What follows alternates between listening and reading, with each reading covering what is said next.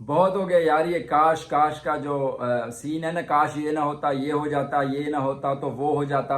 अब हमें इस काश से निकलना पड़ेगा, क्योंकि काश काश में जो है वो हमने 15 से 16 साल अपने ज़ाया कर दिए हैं। हम यही सोचते रहे कि काश माइक हसी जो है वो सईद अजमल को छक्के ना मारता, काश हसन अली कैच पकड़ लेता, काश जो है वो राहत अली कैच पकड़ लेता, काश इसकी बॉल पे, जमान की बॉल पे एज ना होता, काश हम वेस्ट इंडीज से ना हारते, काश सचिन का कैच कोई पकड़ लेता, काश यूनिस खान जो है वो कैच पकड़ लेता। तो ये चीज़ें बहुत अरसे से चल रही हैं और ये मजीद चलती रहेंगी। हमें इस चीज़ से बाहर निकलना पड़ेगा, हमें अपनी प्लेइंग 11 दुरुस्त करनी पड़ेगी। हम इस टीम से वर्ल्ड कप जीतने ख्वाब देख रहे हैं जो श्रीलंका से नहीं लड़ सकती। मतलब आप अंदाज़ा लगाएं कि एशिया कप स्टार्ट होने से पहले हमारी टीम जो है वो सारी दुनिया के सामने फेवरेट थी। हम समझ रहे थे कि हमारे जैसे फास्ट बॉलर किसी के पास नहीं है, हमारे जैसे स्पिन बॉलिंग किसी के पास नहीं है और हमारे जैसे बैट्समैन किसी के पास नहीं है। ये ओवर कॉन्फिडेंस जो है वो आज हमें मरवा गया है।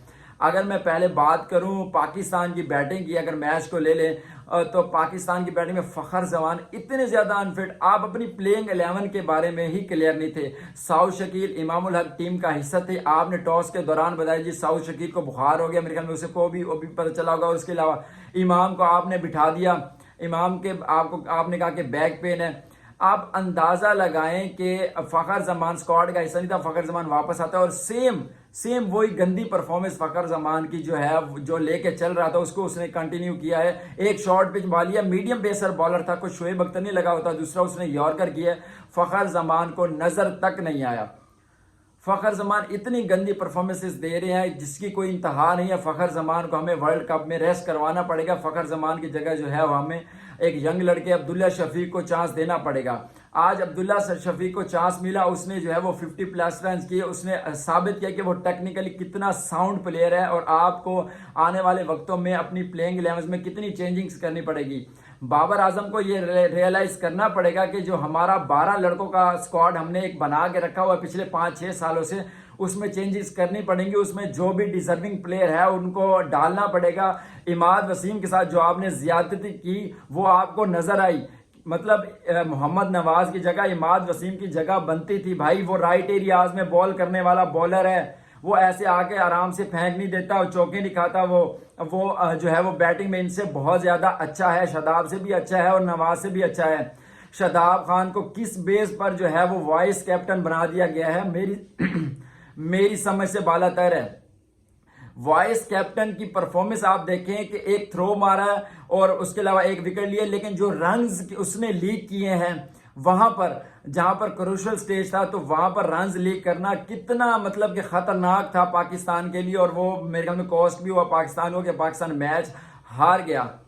उसके अलावा अगर मैं बात करूं नीचे आते तो मोहम्मद रिजवान ने जिम्मेदाराना बैटिंग की है, बहुत जबरदस्त बैटिंग की है। टीम का टोटल 251 रन पर लेके गया वो लड़का, इतना मैं एक्सेप्ट नहीं कर रहा था, लेकिन बहुत अच्छी बैटिंग की और इस पिच पर ये टोटल बहुत ज्यादा आउटस्टैंडिंग था।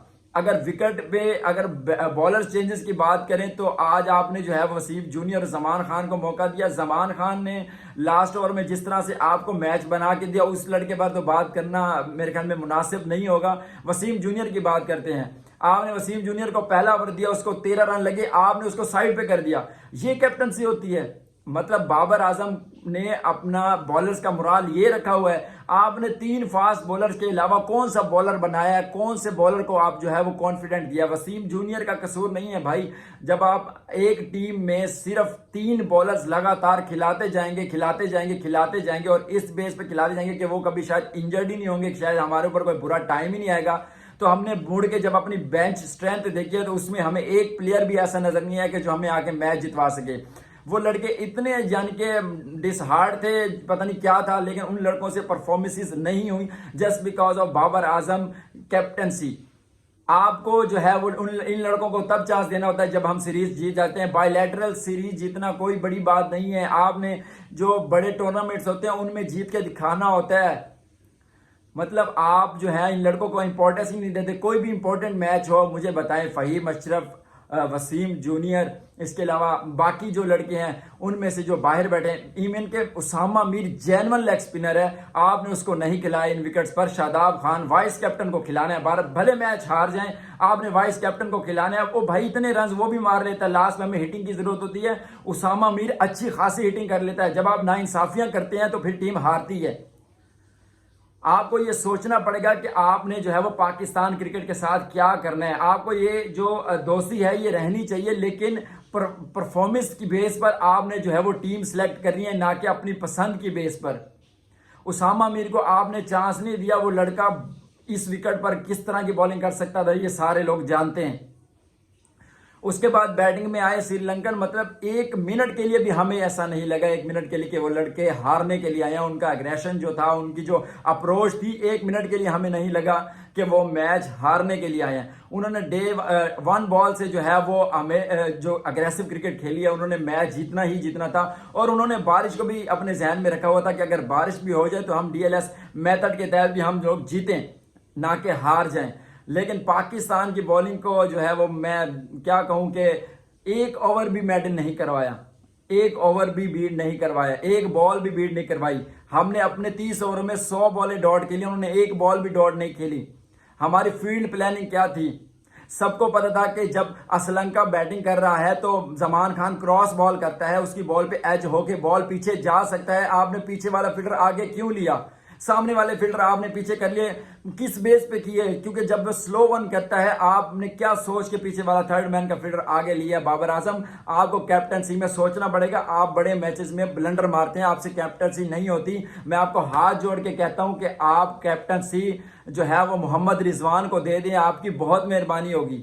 और vice captain Shadab Khan deserve नहीं करता, वाइस कैप्टन किसी और को होना चाहिए। शहीन शाह अफरीदी को जो है वो वाइस कैप्टन बना देना चाहिए मेरे लिहाज से, क्योंकि इस टीम में जो है जो भी डिसीजन हो रहे हैं वो पिछले 6-7 साल से हमारे लिए फायदेमंद नहीं रहे। बाबर आजम की बैटिंग जो है वो क्रूशियल मैचेस में नहीं चल रही। बाबर आजम को ये एक्सेप्ट करना पड़ेगा, पूरी दुनिया कह रही है, स्टैट्स ही कह रहे हैं। हमें किसी के साथ बाबर आजम को कंपेयर नहीं करते, लेकिन विराट कोहली की अगर आप बात करते हैं तो वो क्रूशियल मोमेंट पे आपको चल के दिखाता है, वो आपको परफॉर्मेंस दे के दिखाता है। रोहित शर्मा, शानाका आपसे अच्छी कैप्टनसी कर रहे हैं, ये आपको मानने पड़ेगी बात। जिस तरह वो बॉलर यूज करते हैं आप लोग नहीं करते। फील्ड प्लेस आपको पता नहीं है, जब रन्स लग रहे हो आपका होश आवाज खो जाते हैं, आपका दिमाग सुन्न हो जाता है, आपको पता नहीं होता कि कौन सा प्लेयर कहां पे खड़ा करना है, कौन सा प्लेयर नहीं खड़ा करना। खुदारा टीम के एहसास कीजिए। वो चाचा क्रिकेट जो है वो रो रहा था, वो लड़का रो रहा था, मुझे बहुत अफसोस हो रहा था। लोग इतना खर्चा करके जो है वो पाकिस्तानी क्रिकेट टीम को सपोर्ट करने के लिए जाते हैं, और जब आगे से इस तरह की परफॉर्मेंसेस देखने को मिलती हैं तो वो डिसहार्ड होते हैं। और बिल्कुल वो बहुत अरसे से डिसहार्ड हो रहे हैं। 15 के बाद से बाबर आजम ने अपनी टीम बनाई, 7-8 साल बहुत होते हैं, यही लड़के आपस में खेल रहे हैं, अभी तक कोई इवेंट नहीं जितवाया इन्होंने। हमें जो है वो वर्ल्ड कप में इमाद वसीम को लेके आना पड़ेगा, हमें अपनी प्लेइंग 11 में चेंजेस करनी पड़ेंगी। हम इन्हीं प्लेइंग 11 के साथ नहीं खेल सकते भाई, सिर्फ फील्डर नहीं मैच जितवाते। और ये जो हमारे बॉलर्स को जो है वो बैटिंग का कीड़ा उठा हुआ है, ये खत्म कर दें भाई। आप प्रॉपर बॉलिंग करें, आपकी हमें बॉलिंग जरूरत है, ना कि हमें बैटिंग जरूरत है। हमें आपकी बैटिंग नहीं जरूरत। हर लड़का बैटिंग करने के चक्कर में, हर बॉलर जो है हमारा वो बैटिंग करने के चक्कर में कि मैं बैटिंग भी सीख जाऊं, मैं ये कर जाऊं, मैं वो कर जाऊं। जब इंजरी हो जाती है तो फिर नुकसान टीम का ही होता है। बाबर आजम को अपने बेंच स्ट्रेंथ को जो है वो अच्छे मैचेस में आजमाना चाहिए। डर जो है वो दिल में, जो डर है कि ये लड़के आएंगे तो मैं मैच हार जाऊंगा, ये डर जो है वो दिल से निकालना पड़ेगा अगर आपने जो है वो मैचेस जीतने हैं।